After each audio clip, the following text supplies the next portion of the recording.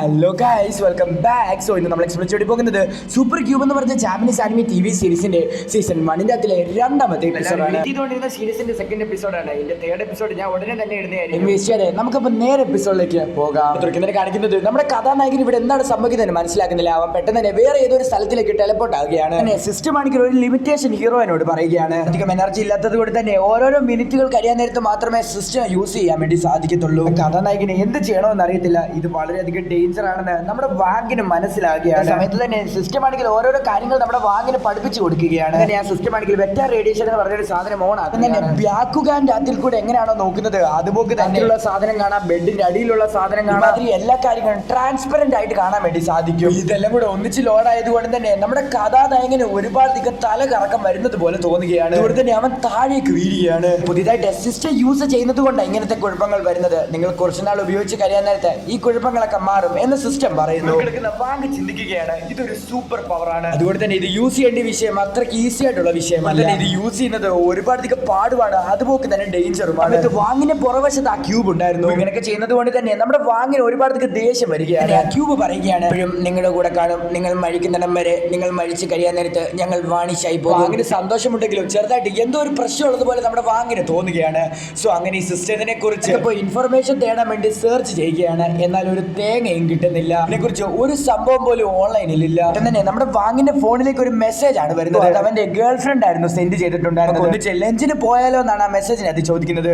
So ഇത് കേൾക്കുന്ന സമയത്ത് നമ്മുടെ വാങ്ങിന് ഒരുപാട് അധികം സന്തോഷം വരികയാണ്. ബാങ്ക് സീരിയസ് ആകാൻ വേണ്ടി നോക്കിക്കൊണ്ടിരിക്കുകയാണ്. കാരണം നമ്മുടെ ബാങ്കിന് ഇപ്പൊ ഒരു സൂപ്പർ പവർ കിട്ടിയിരിക്കുന്നു. ബാങ്ക് പറയുകയാണ്, എനിക്ക് ഇനി സ്ട്രോങ് ആകണമെന്ന്. ആ സിസ്റ്റം പറയുകയാണ്, നിങ്ങൾക്ക് ഇനിയും സ്ട്രോങ് ആകാൻ വേണ്ടി കഴിയും സാർ. ജിജോ എന്ന് പറഞ്ഞ ഒരു പവർ സോഴ്സ് യൂസ് ചെയ്ത് നമ്മുടെ വാങ്ങിന് വേണ്ടി തന്റെ പവർ ഒക്കെ അപ്ഗ്രേഡ് ചെയ്യാൻ വേണ്ടി സാധിക്കും.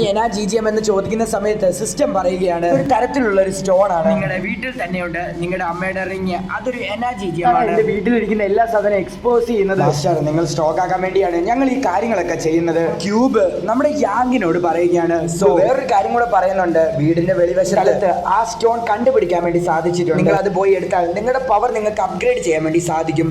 സോ ഇത് കേട്ടിട്ട് തന്നെ നമ്മുടെ യാങ് ഡ്രസ്സൊക്കെ മാറിയിട്ട് ആ സ്റ്റോൺ എടുക്കാൻ വേണ്ടി വീട്ടിന്റെ വെളിയിലേക്ക് പോവുകയാണ്. സമയത്ത് അത് ടെലിപ്പോർട്ട് ചെയ്യുന്നത് എന്തോ ഒരു പാർക്ക് പോലത്തെ സ്ഥലത്താണ്.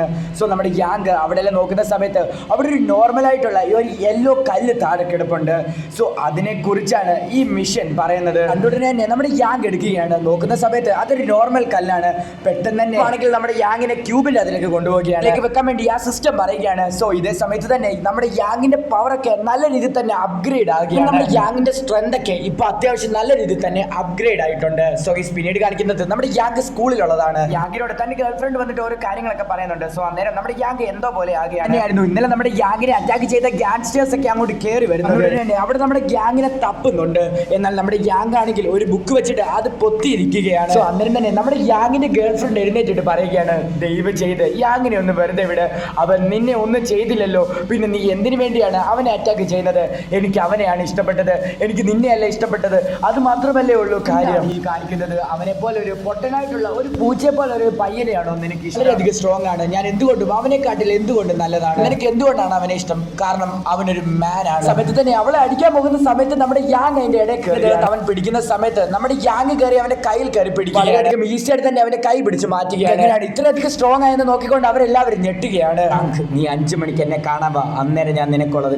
യാങ് ഇപ്പം ഒരുപാട് അധികം പവർഫുൾ ആണെന്നുള്ള കാര്യം അവൻ അറിയത്തില്ല. യാങ് 5 മണിക്ക് അവൻ പറഞ്ഞ സ്ഥലത്തിലേക്ക് പോവുകയാണ്. യാങ് ആണെങ്കിൽ വളരെയധികം മാസായിട്ട് കയറി പോവുകയാണ്. എന്നാൽ അവിടെയുള്ള എല്ലാ ആൾക്കാരും നമ്മുടെ യാങ്ങിനെ കളിയാക്കുകയാണ്. തട്ടൻ പറഞ്ഞ ഇവൻ തെറിച്ചു പോകും, അത്രയും പോലും ഇവന് ബലമില്ല എന്ന് പറഞ്ഞിട്ട് അവന് കിടന്ന് ചിരിച്ചുകൊണ്ടിരിക്കുകയാണ്.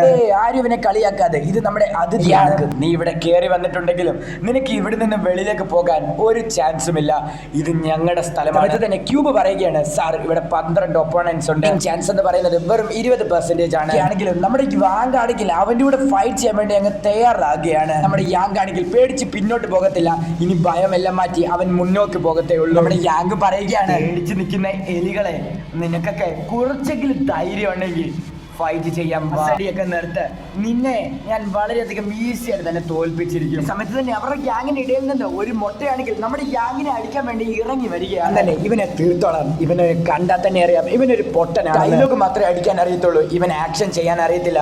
ഉറപ്പായിട്ടും ഞാൻ ഇവനെ തട്ടിക്കോളാം. മൊട്ടയെ നീ പണ്ടേ മൊട്ടത്തലയനാ എന്ന് ബാക്കിയുള്ളവർ പറയുകയാണ്. ഇവന്റെ കോമ്പാക്ട് 10-ലാണുള്ളത്. നിങ്ങൾക്ക് ഉറപ്പായിട്ടും ഇവനെ ഈസി ആയിട്ട് തന്നെ തോൽപ്പിക്കാൻ സാധിക്കും. ഒരുപാട് തവണ നമ്മുടെ ഗ്യാങ്ങിനെ അടിക്കാൻ വേണ്ടി ശ്രമിക്കുന്നുണ്ടെങ്കിലും ഗ്യാങ് അതെല്ലാം വളരെയധികം ഈസി ആയിട്ട് തന്നെ ഡോട്ട് ചെയ്യുകയാണ്. ഗേൾഫ്രണ്ട് വളരെയധികം വിഷമത്തോടെ ഇരിക്കുകയാണ്. കാരണം അവൾക്ക് അറിയേണ്ടിയാണ് അങ്ങോട്ട് പോയിരിക്കുന്നതെന്ന്. സോ അതുകൊണ്ട് തന്നെ ഗ്യാങ്ങിന് എന്തെങ്കിലും പറ്റുമെന്ന് ആലോചിച്ചാണ് അവൾ വിഷമിക്കുന്നത്. ഇത് കാണിക്കുന്നത് വീണ്ടും ഫൈറ്റ് ആണ്. സോ അവിടെ ഗ്യാങ് ആണെങ്കിൽ ഒന്നും ചെയ്യാതെ നിൽക്കുന്നു. തലേനാണെങ്കിൽ ഒരുപാട് കഷ്ടപ്പെട്ടിട്ടും നമ്മുടെ ഗ്യാങ്ങിന്റെ അടുത്ത് പിടിച്ചു നിൽക്കാൻ വേണ്ടി സാധിക്കുന്നില്ല. പോലും മൊട്ടത്തലേന് ഗ്യാങ്ങിന്റെ ദേഹത്ത് ഇടാൻ വേണ്ടി സാധിച്ചിട്ടില്ല. അവന്റെ കാലെ കയറി പിടിക്കുകയാണ് നമ്മുടെ ഹീറോ. നീ അവന്റെ അവനെ ട്രാപ്പിൽ പെടുത്താൻ വേണ്ടി ശ്രമിക്കുക. നീ പെട്ടെന്ന് തന്നെ അവനെ ഡിഫീറ്റ് ചെയ്യാൻ വേണ്ടി നോക്ക്. നീ അവനെ അടിക്കണേ. ആ മൊട്ട ഗ്യാങ്ങിനെ അടിക്കാൻ വേണ്ടി നോക്കുന്നുണ്ടെങ്കിൽ നമ്മുടെ ഗ്യാങ് ആണെങ്കിൽ വളരെയധികം ഈസി ആയിട്ട് തന്നെ അവനെ അടിച്ച് തറയിലിടും. സ്ട്രെങ്ത് ഒക്കെ കണ്ടിട്ട് ബാക്കിയുള്ള ഗ്യാങ് മെമ്പേഴ്സ് ഒക്കെ നല്ല രീതിയിൽ തന്നെ പേടിക്കുന്നുണ്ട്. നമ്മുടെ സ്ഥലത്ത് വന്നിട്ട് ഞങ്ങളുടെ ആൾക്കാരെ തൊടുന്നോടാ ഇനി ശരിക്കുള്ള ഫൈറ്റ് തുടങ്ങാൻ വേണ്ടി പോവുകയാണ്. കാണിച്ചു തരാം ഞാൻ ആരാണെന്ന്. പെർസെന്റേജ് എത്രയുണ്ട് സിസ്റ്റം?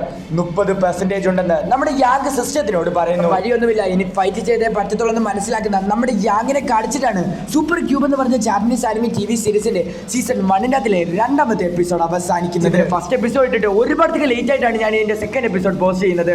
പക്ഷേ 3rd എപ്പിസോഡ് ഉടനെ തന്നെ വരുന്നതായിരിക്കും. സോ നിങ്ങൾ എല്ലാവരും കണ്ട് സപ്പോർട്ട് ചെയ്യുമെന്ന് വിചാരിക്കുന്നു. നല്ലൊരു കിടിലൻ സീരീസ് ആണ്, നിങ്ങൾക്ക് ഉറപ്പായിട്ടും ഇഷ്ടപ്പെടും. ഇനി വരാൻ പോകുന്ന എപ്പിസോഡ്സ് ആണ് മാസ്ക ബാബയുടെ എപ്പിസോഡ്സ് ആണ് ഇനി വരാൻ പോകുന്നത്. ലൈക്കും എല്ലാം ചെയ്ത അടുത്ത ദിവസം അടുത്തൊരു വീഡിയോ ആയിട്ട് കാണുന്നവരേക്കും ടാറ്റ ബൈ.